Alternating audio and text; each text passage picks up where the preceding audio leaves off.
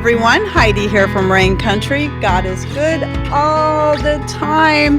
And I'm here yet again to talk about time management because I usually do one of these videos once every other year because part of it's just a reminder. And it's also because things are always changing. And that's part of time management is learning how to be flexible. And so I've always got some kind of update to give. My schedule just changes all the time. And this is where it can get a little frustrating is trying to manage our time, but also learning, and setting a schedule, but then also learning how to be flexible with that schedule. So prioritizing. So the first thing you have to do is decide what is it in your schedule that is the most important thing that you need to make sure that you do or get done either for that day or that week. And then obviously there's going to be things that typically need to be done every day, washing the dishes, wiping down the counters, etc. Then you're going to have things that you may only do once or twice a week, depending on what it is, typically certain chores that have to do with cleaning, washing your sheets, scrubbing the toilet, maybe a couple times a week. And you'll find that when on those kind of things, the things that don't need to necessarily be done daily, like sweeping the floor, you got to, here we have to sweep the floor at least once a day, if not twice, because of all the stuff going on. Me bringing in herbs, me dehydrating them. I'm always getting stuff all over the place, bringing in firewood, whatever, always making a mess. But the things that may only need to be done once or twice a week, that's something that it can be really helpful and it help you to remember to get these things done if you have a set day of the week or set days of the week that you get those particular things done. One example I like to give is that I strip the bed every Sunday morning, bright and early. It's the first thing I do. Well, I have to wait for Patrick to get out of the bed. He actually strips the bed. I take my pillowcases and get them stripped and changed out and ready. And then once he gets out of the bed, he strips it. And then we go in there and we put on fresh sheets. Once you prioritize, then setting a schedule is going to help. That schedule can be by the day or by the hour or whatever. It's gonna depend on what your job is. I'll probably have to keep coming back to the prioritization thing. But one thing I saw somebody say right at the top, sometimes it's learning how to say no. Because when people see that you have the ability to do certain things, or you have a talent in certain areas, or about stuff, you're going to get a lot of people that are going to want to get something out of you. That's not always a bad thing, and I don't mean it to sound like a bad thing, though there are a lot of people that are just takers. They just want more and more and more of your time, and they don't stop and think about the fact that you are a busy person and maybe every hour of your day is pretty much filled up. So learning how to say no is important. So what is the question? Let's see if here's another one. Somebody can guess it. Somebody will get this one. You may never guess this without me telling you, but somebody will get this question. What is the most common question people ask me since I've had my channel? And we're going on 9 years. It'll be 9 years in August since I started this channel. What is the most common question that I get? And it's one that I've had to, first I didn't necessarily say no to. Then I just started having to say, you know what? Now, very, very unlikely that's ever going to happen. Are you going to write a book? Thank you. Even with all the typos, you got it right. Are you going to write a book? No. So now I've learned how to just flat out say no. I used to just kind of feel guilty because everybody's, not everybody. There's always somebody saying, are you going to write a book? You should write a book. That one,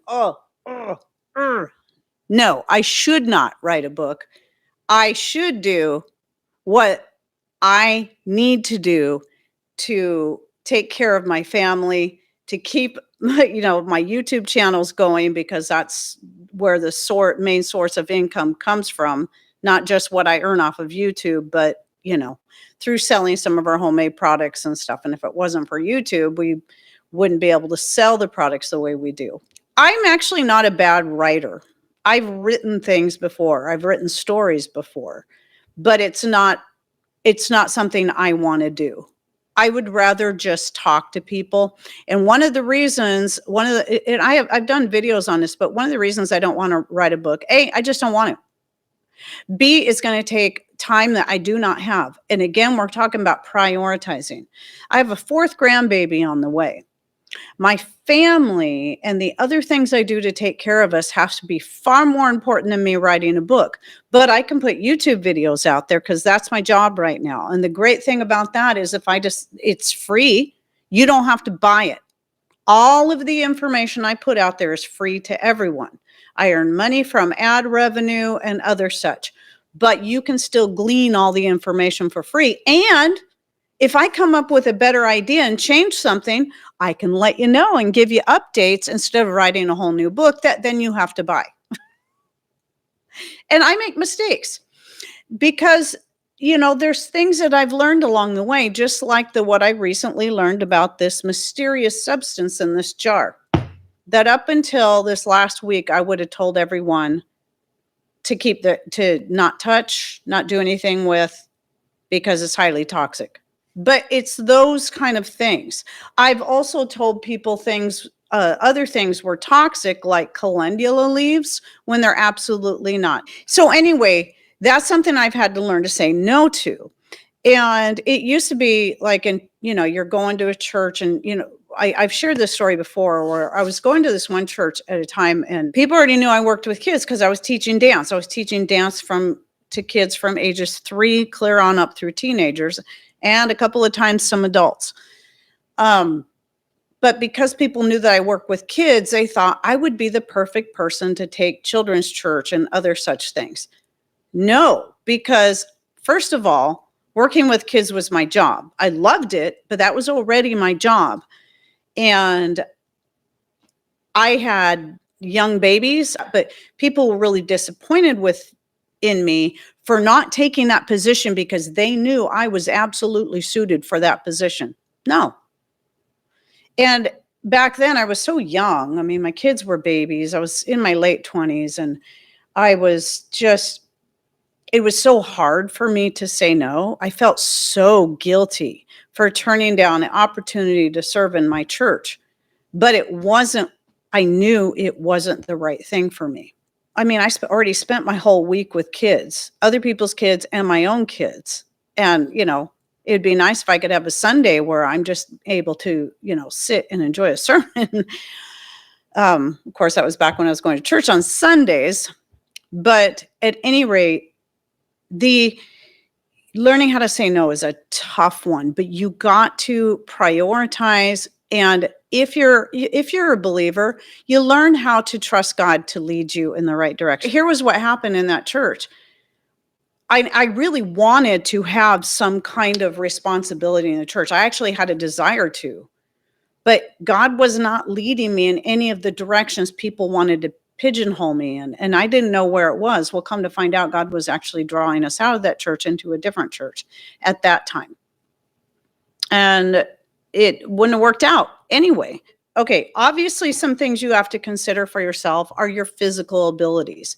So when you're trying to when you're trying to prioritize and when you're trying to schedule, obviously that's going to have to fit into what your abilities are, not just the things that are most important to you, but what your abilities are. And you should never feel pressured into doing the things that are just too difficult to do or you can't do. I mean, obviously if you can't do it, there's no amount of pressuring is going to make you do it. But if it's too difficult, don't prioritize that. Start with the things you know that you can do. Start with the things that you know you can make time for. And just like with anything else, whether it be learning a new skill, starting some food storage, starting a garden, you always start when you start to create your schedule and to prioritize your things. You start with the things you know that you can do and are most important to you. If aside from the menial tasks around the house, if making bread at least once or twice a week are a couple of the or one of the most important things to you, then schedule the times of the week that's going to work out best for you. Maybe it's something you want to do every day. It's going to depend on how much bread you eat. For me, usually twice a week, I'm making some kind of bread. And then, you're gardening. So we're in a garden season. How much gardening are you doing? Right now, my garden is taking priority over certain other things because I know once I've got everything planted and everything starting to grow, there'll be that period of time where it's just maintenance, making sure things get watered or pruned or harvested as needed to keep things from getting too thick or overtake everything. And also to be out in the sun to get that vitamin D. It's good for my skin. It's good for my hair. Then the more I'm able to get out in the sun and get that vitamin D naturally, the better it is. So I've got to get out there while I can. So that's my prioritization for this time of the year. Now, let me come back to the whole thing about being flexible, because day to day, week to week, your schedule can change, or year to year. For me, it's all of the above. So day to day, this time of year, because you're working around the weather. Week to week, because it may be different from one week to the next on which days I'm watching Jace. Now, Jackson and Rowan, I'm always watching on Tuesdays, but Jace, that schedule, it's always kind of up in the air. It's different from week to week. As long as I have Wednesdays and Sundays where I can shoot videos, it's all good. The video editing happens on the days in between typically, but I try to get as much of it done before Tuesday so that when I have all 3 grandbabies here on Tuesday, I can just focus on them. It will eventually probably be a point where I'll have all 4 of them, and that's fine. I like having all of them together because I think it's important that the cousins develop good relationships with each other. And it was really cool this last week because Rowan and Jace were playing so good together. And it just really warmed my heart. Not that they didn't have a couple of little spats fighting over a toy, but but they were playing so good together. And that's what I want to see. And that's why I want to be here for them. And that's why that is far more important to me than writing a book, especially when all my information is out there and I'm constantly updating it and nobody has to pay a cent for any of it. I have some in written form. I do have that Substack, by the way, where is another place I can put a written, kind of more of a blog. And then I use Patreon for putting recipes and lists.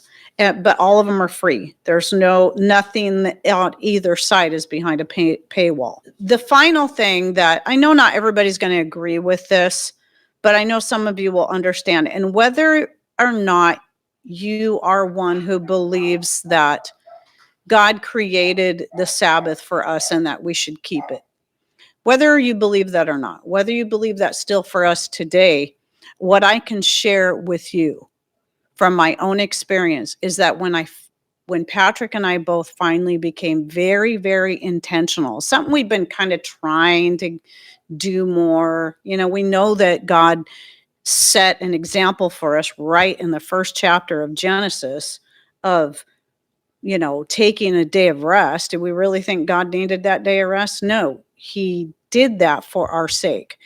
And so taking a day of rest where you're resting your mind and your body from all of your labors like that.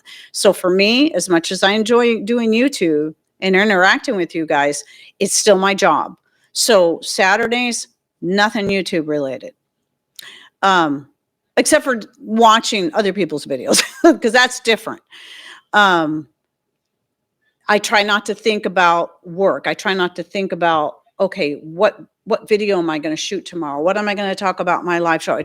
I try to, every time it starts coming to mind, put it out of my brain because my mind needs that rest. My body needs a rest from work, digging in the garden and doing some of the harder labor. My body definitely needs that rest. So one thing that Patrick and I have really found, since we became more intentional of taking that day of rest and just giving it to God, is that I kept my fear before that was, how am I going to get it all to work in only 6 days a week when I can barely do it in 7? You'll be amazed that when you allow your body and your mind to rest for a day, you're going to be far more productive the other 6 days of the week. And as a believer, I believe that's part of the blessing of being obedient, and following the example that Jesus himself even set for us. What I'm saying is that by taking that day of rest, by prioritizing a day of rest and making sure we have that downtime, that is so important. It seems like I ended up with more time even on the 6 days of the week that I'm working. You think, oh, the 6 days means I'm going to have to push myself even harder. Well, typically Fridays and Sundays seem to be a little bit busier, because Fridays you're trying to get yourself, making sure you got all the big things done before Saturday, before sundown.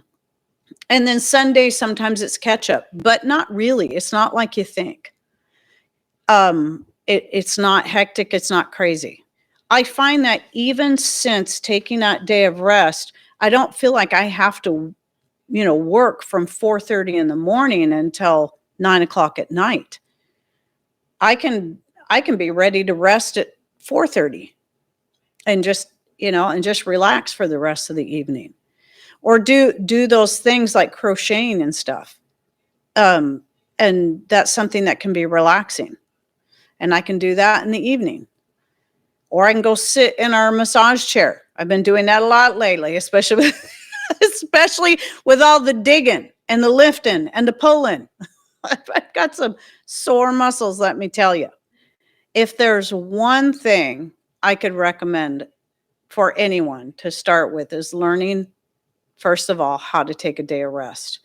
And it's surprisingly hard. And some people call it a work. Well, that why would you call something where you're not working a work? It's actually a blessing. It's a day of rest. It's wonderful. And it pays off. It definitely pays off, like, immediately.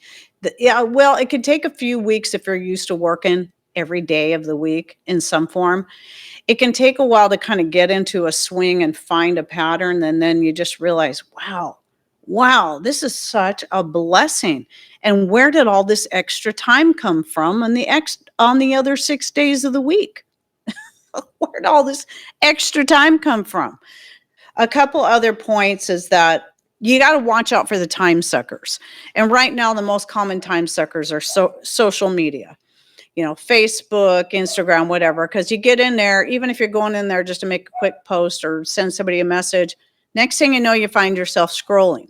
It's because it's designed to do that. It's designed, as soon as your eyes fall on that page, to suck you in, and then you start scrolling. And next thing you know, you could have been on there for an hour.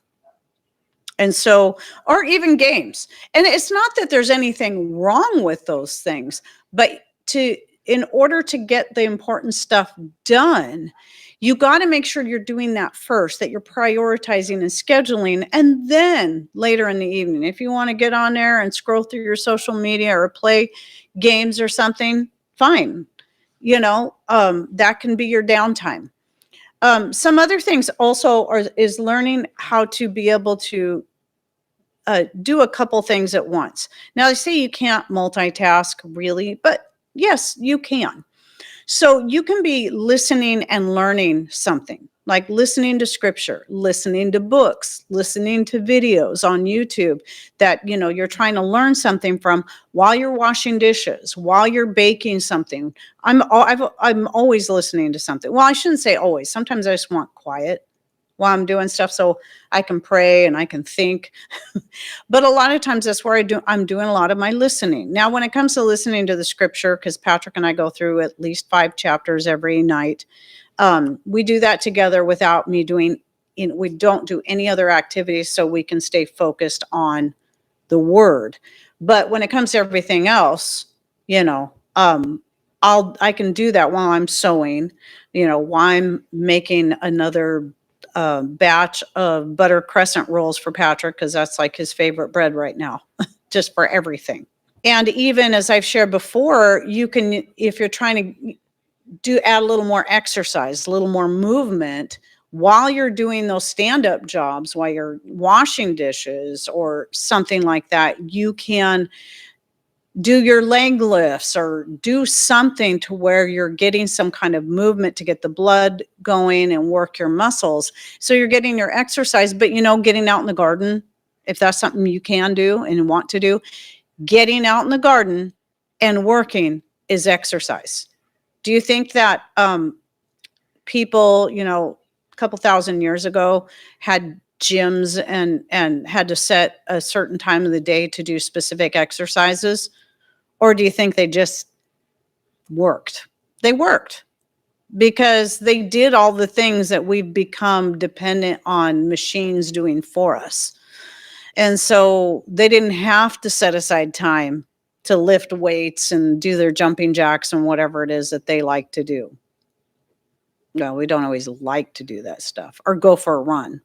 So watch out for the time suckers, especially if you're getting on there in the middle of the day. Like sometimes I'm checking Facebook or somebody sends me a message or I'm making a post or Instagram or X, and some of the places I'm making the post all the way across the board. And I'll find myself starting to scroll and I'll be like, wait, why am I in here? Thankfully, I usually catch it after a few minutes and not after an hour. But sometimes I have to stop and go, why am I here? I wasn't supposed to be here. So learning how to prioritize and doing the time management and making time for your various things is very similar to learning how to make the most of your space, whether it be in your garden or in your house for food storage or whatever, or learning a new skill, or learning how to handle your finances in such a way. So let's say you really want to get out of debt. And so you need to prioritize where that money is going to go. And that means cutting all the fat, cutting all the extra. So if you're one that likes to go out to eat a lot, that's going to have to get cut, either completely or at least cut it down to once a week if you're one that goes 3, 4, 5 days a week. I know there's some people who go out to eat like every day. I was shocked when I learned that several years ago. I mean, when Patrick and I made the decision we were going to pay off the house, we hardly ever went out to eat as it was. But it was like, that's an easy thing to cut. It might be having to cut subscription services for a time. Anything that's extra. Anything that is not necessary. I'm not saying you can't ever have fun or you can't ever splurge a little bit, but if you're trying to get out of debt, you got to cut, and then you take that money and you put it on your principal and you watch that drop. And once you do that, it changes something in you and it causes a snowball effect. And, when Patrick and I got out of debt, I think it was 2014 when we paid off the house. It was our last debt. And the feeling of doing that and the other two pieces we bought of property we bought since we paid cash for, because now we had this habit of knowing how to save money, how to cut the fat and put money aside. And now we could actually go pay cash for this property down the road when it came up and cash for the mountain property south of town.